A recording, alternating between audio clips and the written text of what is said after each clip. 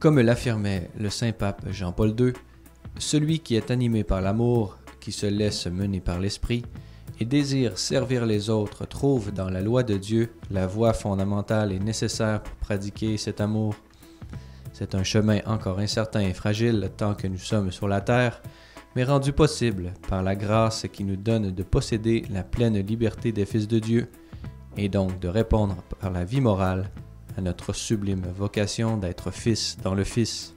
Aujourd'hui à Focus catholique, nous vous présentons l'entrevue réalisée auprès du Père Jules Mimon, théologien et Père rédemptoriste, et qui s'est entretenu avec nous sur sa vocation personnelle à la vie religieuse, mais également sur le livre dont il fut un collaborateur et traducteur, Fils dans le Fils, une théologie morale fondamentale.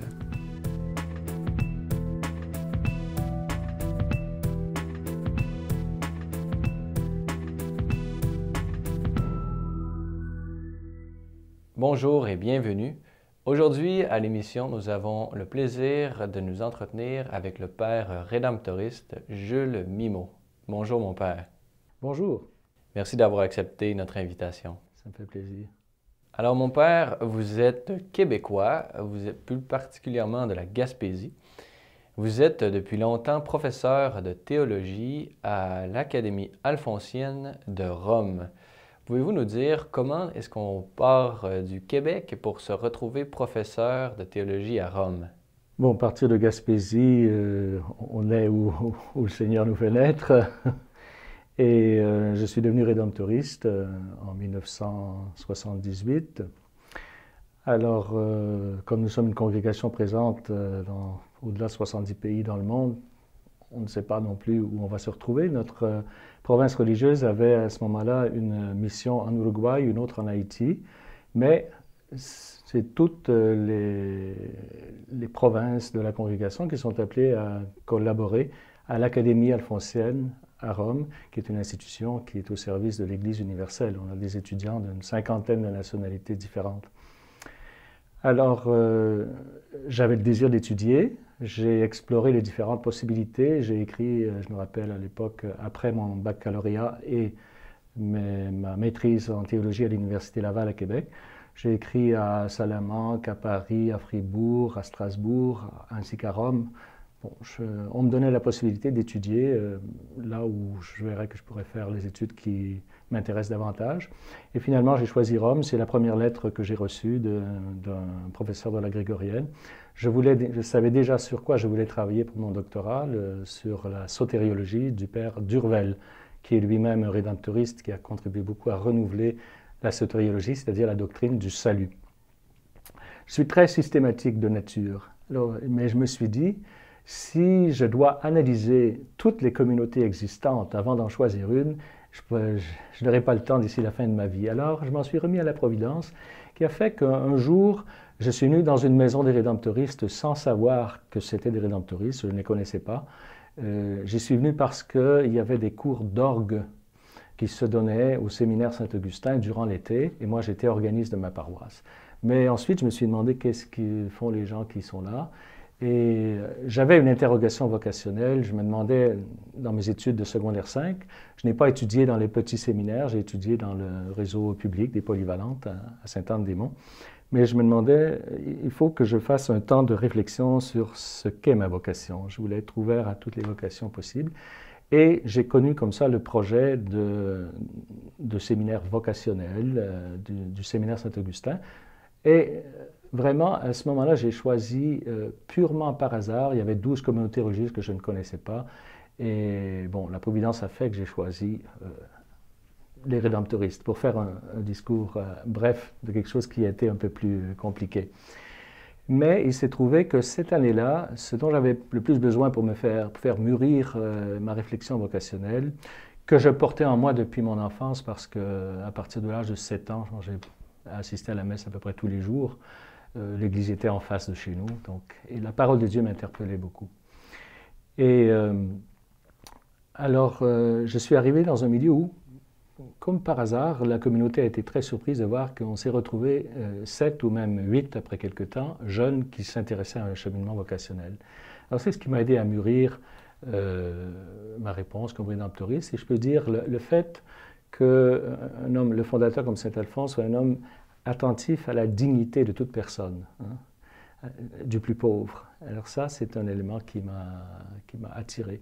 Je ne voulais pas m'enfermer, moi qui aimais beaucoup l'étude, tout ça, je ne voulais pas non plus m'enfermer dans un intellectualisme. C'était très important pour moi d'être authentique dans le service des personnes. Alors, saint Alphonse m'a touché sur ce point-là. Alors, nous nous rencontrons pour parler d'un livre dont vous êtes le traducteur, et un livre originellement écrit en italien, du père Réal Tremblay et de plusieurs collaborateurs. Le titre du livre, c'est « Fils dans le Fils, une théologie morale fondamentale », publié à Parole et Silence aux éditions du Collège des Bernardins. Alors, j'aimerais ça que vous nous parlez un peu de ce livre et de son importance pour la vie spirituelle chrétienne aujourd'hui. Bon, je dois d'abord préciser que je suis un des 10 co-auteurs du livre. Tous les auteurs sont membres du groupe de recherche Ipsosis, dont on vient de parler brièvement. J'ai été aussi le traducteur en français à partir de l'édition originale italienne. Il existe aussi une traduction polonaise, une traduction espagnole, et on espère qu'il y aura trouvé bientôt quelqu'un pour faire une traduction anglaise. Alors, l'origine de cette pensée, de ce projet, est dans le travail théologique du père Réal Tremblay. Quand il est arrivé à la fin de ses études, quand il est arrivé à Rome, on lui a confié de travailler à la fondation christologique de la morale. Et on était tout de suite après le Concile Vatican II qui a précisément demandé que la théologie morale soit étudiée, enseignée dans un lien plus vivant avec le mystère du Christ et de l'histoire du salut. C'est une des requêtes. On lui a confié cela et il y avait un débat très vif à ce moment-là entre ce qu'on appelait la morale autonome, dont un des protagonistes principaux a été Alphonse Auer, un autre auteur qui présentait en contrepartie de cette morale autonome axée sur la raison, de façon pour nous trop unilatérale sur la raison, et ce qu'on appelait l'éthique de la foi, qui prétendait que la raison est incapable par elle-même d'arriver au discernement moral, mais qu'il a absolument besoin de la foi. Donc, l'idée originelle était de trouver une voie médiane qui ne nie pas la capacité de la raison. Et la clé de solution, on peut dire que c'est une intuition théologique qu'a eu le père Tremblay dès le début, en scrutant les Écritures, que c'est ce qui nous enracine dans le Christ, c'est ce qui fait l'identité plus fondamentale du Christ. On sait que dans le Nouveau Testament, il y a de nombreux titres du Christ. Hein. Il est Seigneur, il est Christ, Messie, etc. L'Apocalypse en a, je pense, une trentaine de titres du Christ. Mais le titre de Fils, c'est celui qui dit son identité la plus radicale. Et pour cela, nous sommes, en prêtant attention aussi à deux grands textes de saint Paul, celui des grandes hymnes qu'on dit christologiques, de la lettre aux Éphésiens, de la lettre aux Colossiens. Nous sommes non seulement sauvés par lui, donc il n'intervient pas dans notre histoire après coup pour réparer les pots cassés de l'histoire de péché, mais nous sommes créés en lui. C'est-à-dire que dès l'origine, nous sommes pensés comme simplement sur le plan de la création. Comme personne humaine, nous sommes pensés en fonction d'une possibilité de devenir fils.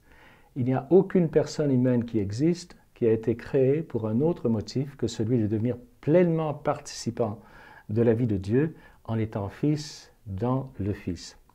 Alors cette clé de lecture vient, je dirais, illuminer l'ensemble de l'anthropologie et la morale, c'est-à-dire l'agir humain, est en quelque sorte une partie de l'anthropologie, puisque l'agir de l'homme se différencie de l'agir des bêtes, hein, justement en ce qu'il est enraciné dans la liberté. Alors, c'est pour ça que cette clé filiale est ce qui éclaire tout l'ensemble de l'ouvrage. Pouvez-vous un peu nous parler un peu de ces différentes parties et comment elles s'organisent les unes les autres? On a voulu faire dans la première partie une certaine relecture historique pour aller voir dès l'Ancien Testament, dans le Nouveau Testament, dans toute l'histoire ensuite de la théologie, jusqu'à Vatican II et après Vatican II, est-ce que cette clé filiale, elle a été présente? Alors on peut trouver effectivement une présence de l'idée filiale dans l'Ancien Testament qui devient pleinement explicite et fondée dans le Christ, dans le Nouveau. Cette clé-là, cette vision de la vie chrétienne comme d'une vie filiale, d'une participation à la vie divine, était très présente au début et elle passe en sourdine durant une longue période, marquée en particulier par le nominalisme. En gros, le nominalisme établit le lien entre l'homme et Dieu simplement au plan de l'obligation. Il fait de la liberté, d'abord simplement une liberté d'indifférence qui confine finalement à l'arbitraire. On va jusqu'à dire, chez un exposant comme Guillaume de Cam, si Dieu nous ordonnait de le haïr, c'est ce qu'il faudrait faire. Il ne faut pas penser que c'est impossible, alors qu'une vision comme celle de saint Thomas d'Aquin, déjà, qui l'a précédé, était beaucoup plus axée sur la correspondance profonde entre Dieu et la créature, le lien au niveau de l'être entre Dieu et la créature. Et ensuite, c'est ce qui fait qu'au plan de Vatican II, il y aura une demande de retrouver ce filon fondamental. Le Concile Vatican II fait 4 requêtes pour le renouvellement de l'enseignement de la théologie morale. Il demande qu'elle soit renouvelée avec un lien vivant avec le mystère du Christ et de l'histoire du salut, que la morale soit plus ressourcée dans la doctrine de la Sainte Écriture, qu'elle mette en valeur la grandeur de la vocation des fidèles dans le Christ et leur obligation de porter du fruit pour la vie du monde. Alors, c'est la dimension évangélisatrice qui se trouve enracinée. Donc, c'est tout un programme. Mais le fondement est celui, justement, d'être dans un contact, non seulement un contact théorique, mais un contact vivant avec le mystère du Christ. Alors, donc, dans la première partie historique du volume, on fait cette relecture et cette critique aussi de la théologie qui s'est faite après Vatican II, qui, à notre avis, a été trop absorbée par le courant autonomiste et qui n'a pas permis d'aller au fond de cette requête du Concile. Dans une deuxième partie, c'est ce que nous présentons, le fondement. Toujours à la lumière du mystère pascal de mort-résurrection de Christ. D'abord, dans ce mystère pascal, Dieu révèle son visage, son identité. Dieu se révèle. Et non seulement il se révèle, mais c'est le premier chapitre de la deuxième partie, il révèle aussi son dessein, son plan d'amour pour l'homme. C'est le deuxième élément. Et non seulement il révèle à la croix ce plan, mais il le réalise. Il en réalise le fondement. Et tout ce qui viendra, non seulement après, mais ce qui est venu avant le Christ, trouve son fondement dans le mystère pascal. Alors, cette section se termine sur des conclusions pour l'anthropologie. Si tout cela est vrai, qu'est-ce que ça signifie pour l'identité de l'homme? Alors là, il y a un point clé, le simple fait d'être personne au plan de la création, qui signifie d'être ouvert, d'avoir besoin de relations, d'être non seulement ouvert sur les autres, mais ouvert sur l'infini. Mais être personne implique qu'on ne peut pas se donner cette plénitude de relations, puisque la personne, il faut que la personne s'ouvre. Je ne peux pas, moi, avoir accès à votre intériorité si vous n'acceptez pas de m'en parler, de m'en témoigner. C'est la même chose dans la relation avec Dieu.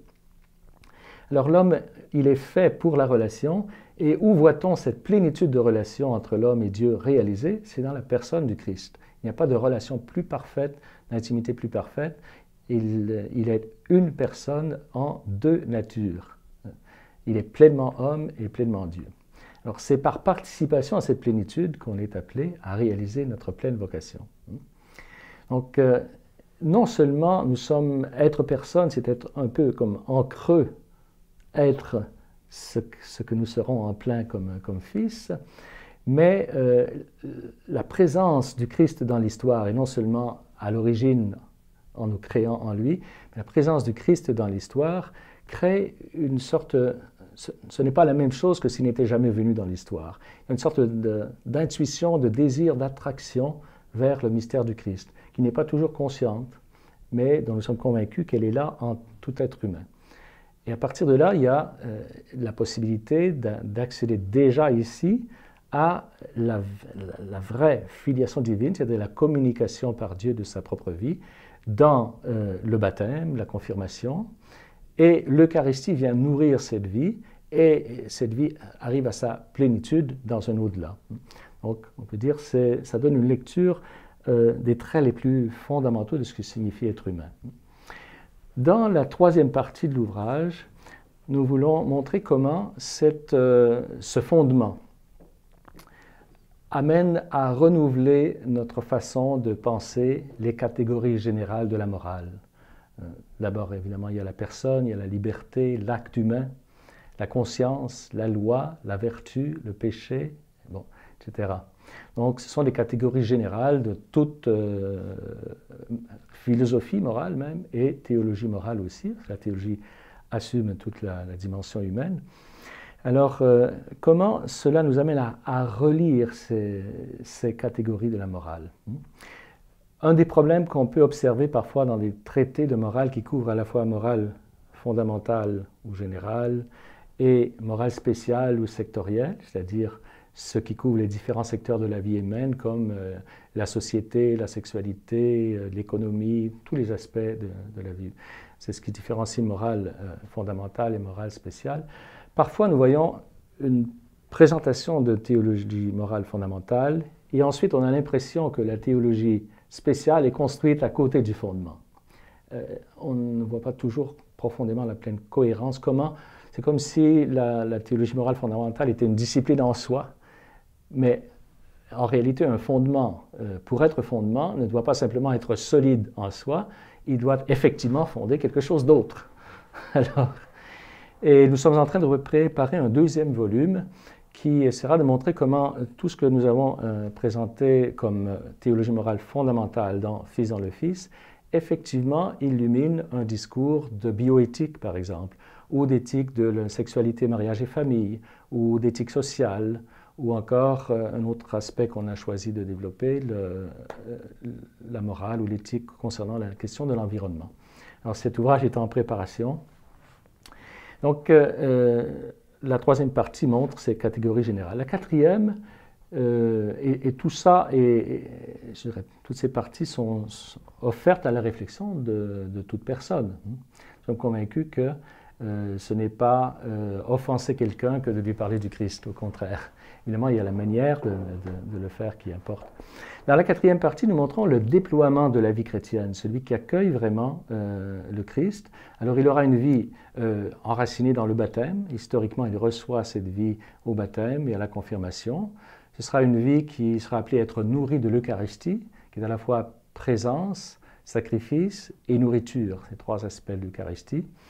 Et cette vie sera forcément aussi une vie ecclésiale. Ça, c'est le chapitre que j'ai eu à développer pour essayer de montrer comment, pour être vraiment fils, il faut aussi être ecclésial. Ce n'est pas quelque chose qui s'ajoute, c'est simplement la fidélité au dynamisme intérieur de la filiation qui nous amène à vivre l'ecclésialité, ce que signifie être Église. Et je relis, je fais une sorte de théologie morale fondamentale de l'ecclésialité à la lumière des relations de base de la personne humaine au niveau de la famille. La relation filiale, la relation fraternelle, la relation des époux entre eux, qu'on appelle sponsale, la relation de fécondité, maternité, paternité. Alors déjà, au plan, ça illustre aussi le fait qu'être personne, c'est être une prédisposition à la filiation. On le voit aussi, vivre ces relations familiales selon le dessein de Dieu, c'est déjà une prédisposition, je dirais, comme le vocabulaire ou la grammaire de ce que signifie la vie ecclésiale. Donc, c'est une vie nourrie, enracinée dans le baptême, la confirmation, nourrie par l'Eucharistie, une vie ecclésiale, une vie aussi qui a certains traits caractéristiques. Une vie à la fois, je dirais, il y a deux axes fondamentaux, la glorification du Père et le service des frères. Essentiellement, donc, ce sont des caractéristiques de la vie chrétienne. Et c'est une vie aussi qui est appelée non pas à se conclure dans la figure présente de ce monde, mais qui est appelée à une plénitude de réalisation dans l'au-delà. On le sait, on vient d'avoir un synode sur la question et on en aura un autre en octobre prochain. La famille est vraiment au centre des préoccupations du pape, mais de toute l'Église aujourd'hui. Comment la théologie morale peut apporter des réponses aujourd'hui aux problèmes auxquels fait face la famille, selon vous? Alors saint Alphonse était convaincu que les gens qui n'avaient jamais eu de formation chrétienne, qui avaient été baptisés et abandonnés du clergé parce qu'ils vivaient dans des conditions de pauvreté éloignées des villes, alors que ces gens-là étaient appelés à la sainteté. Il n'y a personne qui n'est pas appelé à la sainteté. Il n'y a pas de situation humaine qui est un blocage définitif à devenir saint. Donc il y a toujours un pas possible vers la sainteté. Évidemment, ce pas-là, il n'est pas de sauter immédiatement à la sainteté. Il a renouvelé sa réflexion morale à partir de la rencontre des gens au confessionnal. Et cela n'est pas simplement je dirais, de la bonasserie, de la relativisation, pas du tout. Au contraire, je dirais que la miséricorde est ce qui est le plus exigeant, parce qu'elle continue de me dire « je crois que tu peux devenir saint ». Tandis qu'une fausse présentation de la miséricorde, comme en a parlé récemment le pape François aussi, dit « oh, ben de toute façon, ça c'est simplement un idéal, alors bon, c'est peut-être pas pour toi, ne t'énerve pas, ne fais pas trop d'efforts. » Bon. Donc, tandis que la véritable miséricorde dit « ton péché peut être aussi grand qu'on puisse l'imaginer, il y a toujours une réelle possibilité de devenir saint. Veux-tu commencer ?» Non pas donc, c'est dans cette relation vivante. Alors, saint Alphonse a sorti la morale du dilemme entre le tutorisme, c'est-à-dire la règle absolument fixe et rigide, idéale, et le laxisme, qui finalement disent, un peu comme on dit parfois, « Ah, mais faites comme vous dit votre conscience, et puis de toute façon, ce sera bon », comme si la conscience était immédiatement infaillible. Non, la conscience, elle a besoin d'être formée. Mais formée à la lumière, non seulement de la révélation de la doctrine chrétienne, mais à la lumière dans une relation vivante avec le Christ. Alors, pour la famille, on connaît, je pense, c'est très important dans la situation actuelle. On a déjà eu une rencontre de synode où le pape a voulu l'expression la plus large possible, ce qui a inquiété beaucoup de gens. Est-ce qu'on laisse de côté l'idéal chrétien de la famille? Je pense que c'est très important. Ce qu'il a voulu, c'est que on ne reste pas à l'intérieur avec des convictions ou des hypothèses non exprimées, que tout puisse s'exprimer. Et c'est sur ce tout-là que se fait un discernement en invoquant l'Esprit Saint. Je pense que le prochain synode, dans la mesure aussi où les églises locales auront travaillé sérieusement, pourra produire à la fois, je dirais, un amour nouveau pour l'idéal chrétien de la famille, c'est-à-dire, plutôt que l'idéal, on devrait dire pour le désir de réaliser le plein dessein de Dieu sur la famille, et en même temps des moyens pour être vraiment pastoral, c'est-à-dire de montrer qu'il est possible, quel que soit le point, même de rupture avec la doctrine chrétienne sur la famille, comment il est possible de faire des pas et comment on n'est pas simplement rejeté par Dieu du simple fait qu'on est dans une situation qu'on appelle irrégulière. Donc je pense que les deux vont être mis en évidence et ça pour moi, je retrouve tout à fait l'esprit de saint Alphonse. Père Jules Mimo, merci beaucoup d'avoir accepté notre invitation aujourd'hui. Ça m'a fait plaisir. Vous serez toujours le bienvenu à C'est les Lumières. Merci beaucoup.